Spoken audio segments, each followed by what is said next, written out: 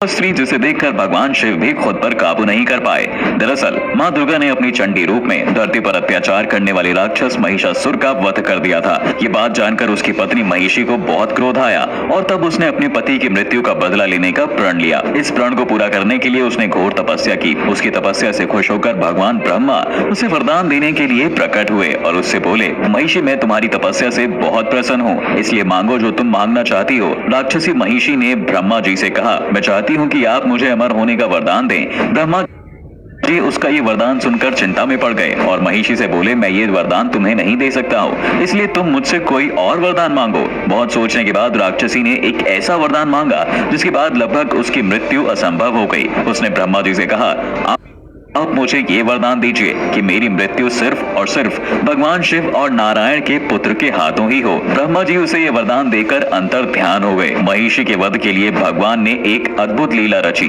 एक दिन नारद जी घूमते घूमते कैलाश पर्वत जा पहुंचे। वहां उन्होंने भगवान शंकर और माता पार्वती को प्रणाम कर उनका आशीर्वाद लिया। बातों ही बातों में उन्होंने भगवान विष्णु को मोहिनी रूप की इतनी तारीफ की कि भगवान शिव और माता पार्वती दोनों के ही मन में उनके इस रूप के दर्शन करने की इच्छा पैदा हो गई। दोनों अपनी इच्छा को पूरा करने के लिए नारद जी के साथ बैकुंठ धाम पहुंच गए। वहां पहुंचकर उन्होंने नारायण से विनती की। उन्होंने कहा, प्रभु आपके मोहिनी रूप की इतनी प्रशंसा सुनी है कि मेरी भी इच्छा है कि मैं और पार्वती भी आपके उस रूप के दर्शन करें। शिव जी की बात मानकर नारायण मोहिनी रूप में आ गए। उनके उस रूप के आगे तो वाकई कोई अप्सरा भी नहीं टिक सकती थी। वो इतनी सुंदर थी जिसे देखकर राक्षस तो क्या, देव भी चकित रह जाते। ऐसे सुंदर स्त्री को देख भगवान शिव अपनी भावनाओं पर काबू नहीं रख पाए और उस पर मोहित होकर वो उसके करीब आ गए। दोनों के बीच नजदीकियां बढ़ने की वजह से दोनों को एक पुत्र प्राप्त हुआ जिसका नाम धर्मशास्ता पड़ा।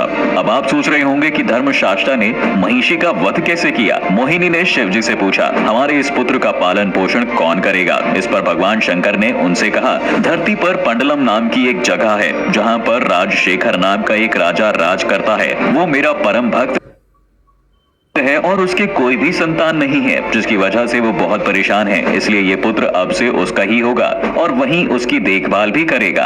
तब मोहिनी ने उसके गले में एक घंटी बांधकर उसे जंगल में छोड़ दिया। उधर दूसरी ओर राजशेखर शिकार करते करते उसी जंगल में जा पहुंचा जहां मोहिनी ने अपना पुत्र को छोड़ दिया था। उन्होंने एक बालक के रोने की आवाज सुनी। आवाज सुनकर उस बालक के पास पहुंचे और उन्होंने देखा कि एक छोटा सा बालक जोर जोर से रो रहा है। उन्होंने उसे अपनी गोद में उठाकर चुप कराया और फिर सोचने लगे कि आखिर इसके माता पिता कौन होंगे और वो इस जंगल में उसे छोड़कर क्यों गए हैं। तभी वहां